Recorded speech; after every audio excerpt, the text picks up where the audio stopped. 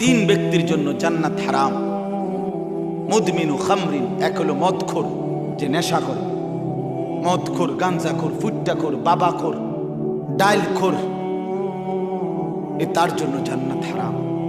দুই নাম্বার আকুল ওয়ালিদাইন, মা বাবার অবাধ্য সন্তান, যে মা বাপকে যে কি দেয়, কষ্ট দেয়, ওই অসভ্যের জন্য জান্নাত হারাম। আর তিন নাম্বার ওয়াদ্দায়ুস আল্লাযী ইউকিররু আহলাহু আল খুবুস, নবীজি বলেছেন তিন নাম্বার হলো দায়ুসের জন্য জান্নাত হারাম, যে তার পরিবারের স্ত্রী সন্তানের জন্য খুবুস, নাপাকি, অশ্লীলতা, বেহায়া, গুনাহ, পাপ, এটা মেনে নেয়। ইউকির মানে স্বীকৃতি। তাহলে আপনি এটা মেনে নিচ্ছেন না, কথা কন না কেন? আপনার ঘরে যে টেলিভিশন চলে, আপনি এটা মাইনা নিছেন না? মহানার মাতে না, আপনি মাইনা নেন নাই তো আপনি মেনে নিছেন।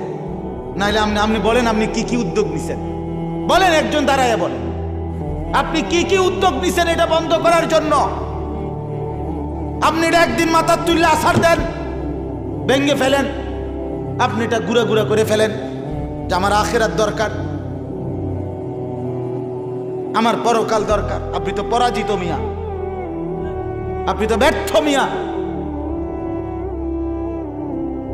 আমরাও তো বাবার ঘরে 5 ভাই 3 বোন বড় হইছি, আলহামদুলিল্লাহ কোনোদিন তো টেলিভিশন দেখতে হয় নাই। আমাদের ঘরেও তো সন্তান আছে এখন, আমাদের বাচ্চাও তো হাসি খুশিতে বড় হয়, আমাদের বাচ্চাও তো আমাদের উপরে নারাজ না। আমার 2 বছরের মেয়ে আছে, ছোট্ট মেয়ে, ও আমার ড্রাইভাররা এখন জিজ্ঞাসা করেন, রাতের যদি 3টাও বাজে আমার মেয়েটা সজাগ থাকে, যতক্ষণ পর্যন্ত আমি না যাই আমারে নিয়া এরপরে ঘুমায়। তাহলে আমাদের বাচ্চাও তো আমরা আদর করেই বড় করছি, আমাদের বাচ্চার জন্য তো আমরা হালাল চাহিদা চেষ্টা করি পূরণ করতে। এটা কি অবস্থা? অতএব খামখেয়ালি করেন। রাত অনেক হয়েছে, এই জন্য আমি আর লম্বা করতে চাই না। আপনাদের কাছে মূলত এটাই বুঝাইতে চাইছি, গুনাহ ছেড়ে দিতে হবে, আল্লাহর নাফরমানি ছাড়তেই হবে। ইবাদত, মুত্তাকওয়া, জান্নাতে যাওয়ার ইমানের পরে 2টা মূল জিনিস, এক হলো গুনাহ বর্জন, আর একটা হলো আদেশ পালন।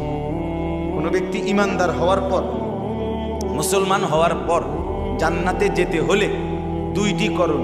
কয়টি? গুনাহ বর্জন, আদেশ পালন। কোন? আর প্রথম হলো ইমান।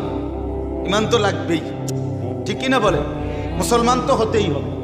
মুসলমান হওয়ার পর, মুমিন হওয়ার পর করণীয় 2টা, গুনাহ বর্জন, আদেশ।